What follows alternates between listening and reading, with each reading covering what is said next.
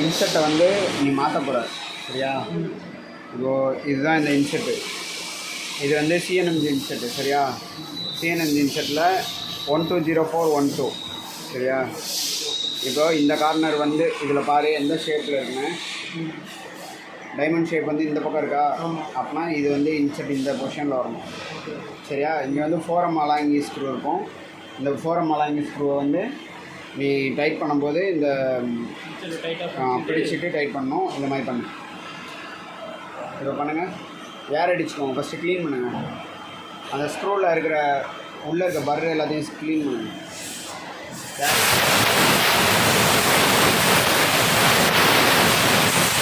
இப்போ இன்செர்ட் அதில் மாட்டுங்க.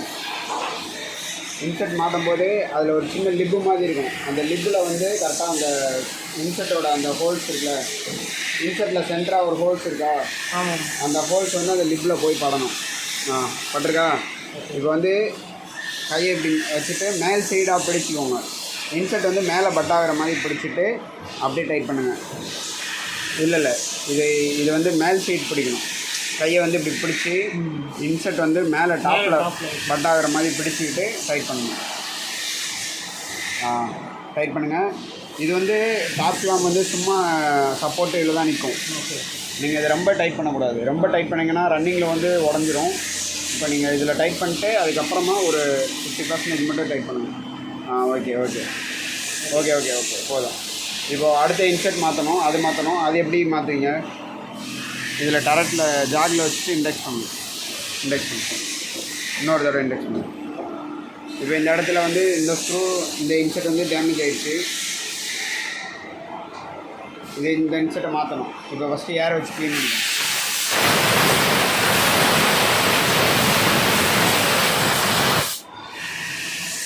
Screw loose பண்ணணும்.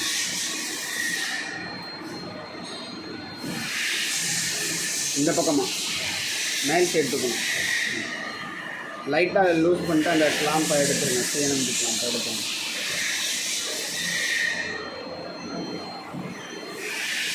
இப்போது காமிங்க. இதில் வந்து இந்த கார்னர்லாம் ஓடி இருக்குது சரியா. இதுவும் ஓடி இருக்குது. அடுத்த கார்னரும் எல்லாமே ஓடி இருக்குது. இப்போ நம்மக்கிட்ட இருக்கிற வேறு ஒரு இன்செர்ட் இருக்குல்ல, அதை எடுத்துக்கோங்க. இந்த இன்செர்ட்டில் வந்து அதர் சைட் கார்னர் நல்லா ஓடலை.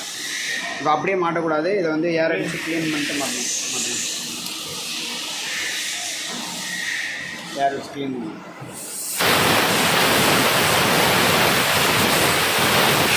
இந்த இடத்துல எதுவும் பர்ரு எதுவும் இல்லாமல் வச்சு மாட்டணும். இந்த டூலில் இந்த டூல் வந்து DCKNR ஓகேவா. இதில் போட்டிருக்கோம் DCKNR 25x25 M12ன்னு சொல்லுவாங்க. அந்த ஓகேவா. இது வந்து அப்படியே அதர் சைடு வரும் கார்னரு. இன்செர்ட்டை வந்து ஷேப் மாற்றி பிடிக்கணும். பிடிச்சிட்டு டாப்பில் பிடிச்சிட்டு அப்படியே டைட் பண்ணணும்.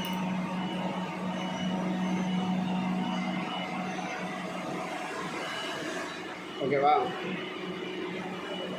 இப்போது அப்படியே இந்த பக்கத்தை வச்சுட்டு லைட்டாக மட்டும் டைட் பண்ணுங்கள் போதும்.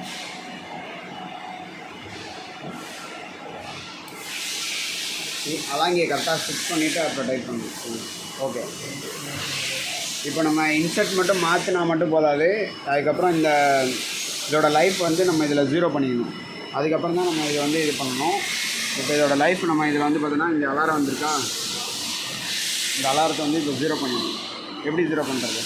இந்த இடத்துல வச்சுட்டு டூல் லைஃப்னு இருக்குல்ல, இந்த இடத்த செலக்ட் பண்ணிவிட்டு இங்கே எத்தனை காட்டுது? 9 காட்டுதா? 9 நீங்கள் டைப் பண்ணிவிட்டு இங்கே பாருங்க, இங்கே நம்ம டைப் பண்ணிட்டு நம்பர் செலக்ட் பண்ணணும். அதுக்கப்புறம் கிளியர் கொடுத்து எக்ஸிக்யூட் கொடுக்கணும். இந்த அலாரம் போயிடும். அதுக்கப்புறம் இந்த இதை ஒரு தடவை ரீசெட் பண்ணணும். ரீசெட் பண்ணிட்டு இங்கேயே ரீசெட் பண்ணணும். ரீசெட் பண்ணால் இது அலாரம் போயிடும். இப்போ நீ டோர் க்ளோஸ் பண்ணிட்டு ஆன் பண்ணலாம். இப்போ இது ஆட்டோவில் வச்சுக்கணும். ரீசெட் பண்ணியாச்சு. இப்போது நீ சைக்கிள் ஸ்டார்ட் பண்ணலாம். சைக்கிள் ஸ்டார்ட் பண்ணு. இப்போது சைக்கிள் ஸ்டார்ட் பண்ணோன்னே அது இன்னொரு தடவை ஸ்டார்ட் பண்ணு. பாரு ஓட ஆரம்பிக்குதா? இப்படி தான் ஓட வைக்கணும். ஓகேவா?